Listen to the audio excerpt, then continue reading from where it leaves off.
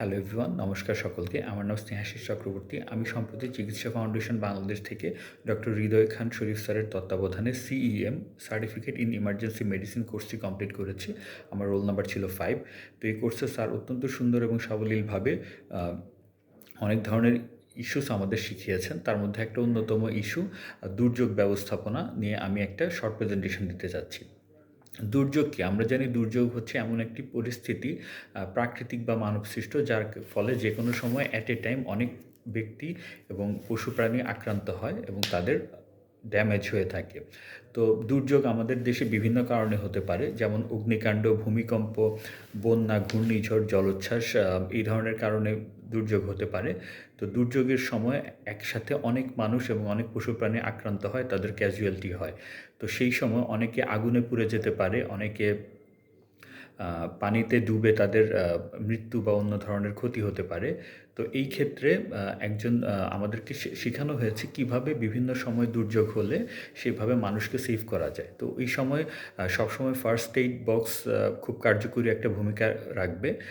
যদি আক্রান্ত ব্যক্তি বেঁচে থাকে এবং ভালো মতো তাকে রিকভার করার সুযোগ থাকে, তো প্রথমেই মাথা ঠান্ডা করে আমাদের উচিত তাদেরকে চিকিৎসা দেওয়া। তো দুর্যোগে যারা ক্ষতিগ্রস্ত হয় তাদের ক্ষতির ধরনের উপর ভিত্তি করে তাদেরকে ৩-৪টা ক্যাটাগরিতে ভাগ করা যায়, যেমন রেড, ইয়েলো, গ্রিন এবং ব্ল্যাক। তো যাদের ক্যাজুয়ালিটি যত বেশি সেই হিসাব করে আমাদের এনশিওর করতে হবে তাদের জন্য আমরা ট্রিটমেন্ট দিতে পারি। প্রথমে আমাদের রেড, তারপরে ইয়েলো, তারপর গ্রিন ট্যাগের পার্সনদের সাপোর্ট দিতে হবে। আমরা যদি মনে করি যে একটা ব্যক্তি বাঁচবে না বা বেঁচে থাকার সম্ভাবনা খুব কম, তাকে আমরা তার পিছে সময় না দিয়ে আমরা চেষ্টা করব যে একটু ইনজুরি হয়েছে, অল্প ইনজুরি হয়েছে, তাকে হয়তো আমরা ট্রিটমেন্ট দিলে উনি তাড়াতাড়ি সুস্থ হয়ে যাবেন। তাই সেই লোককে আমাদের ভালো সুস্থ করার অ্যাটেম্প্ট নিতে হবে।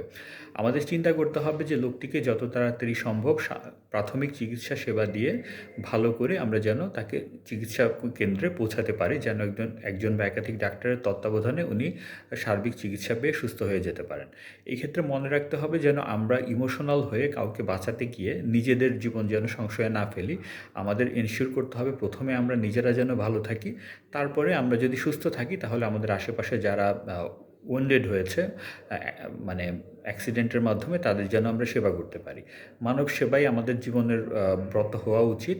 তাই ওই সময় আমরা চেষ্টা করব আমাদের সর্বোচ্চ সামর্থ্য দিয়ে যেই কয়টা মানুষকে শারীরিকভাবে সুস্থ করে তোলা যায় এবং তাদেরকে আমরা মেন্টালি সাপোর্ট দিব যেন তারা এই দুর্যোগের মধ্যে ভেঙে না পড়েন। আমরা টেলিমেডিসিন সেবা নিতে পারি। যদি ওই সময় ইমার্জেন্সি কোনো ইস্যু অ্যারাইজ করে, আমরা যেন নিকটস্থ কোনো ডক্টর বা এনজিও প্রতিষ্ঠানকে ফোন দিতে পারি যেন তারা এসে আমাদেরকে এই দুর্যোগ থেকে রক্ষা করতে পারেন।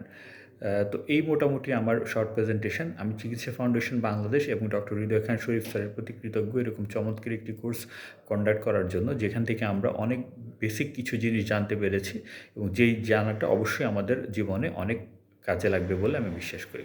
থ্যাংক ইউ সকলকে আমার সাথে থাকার জন্য। ধন্যবাদ।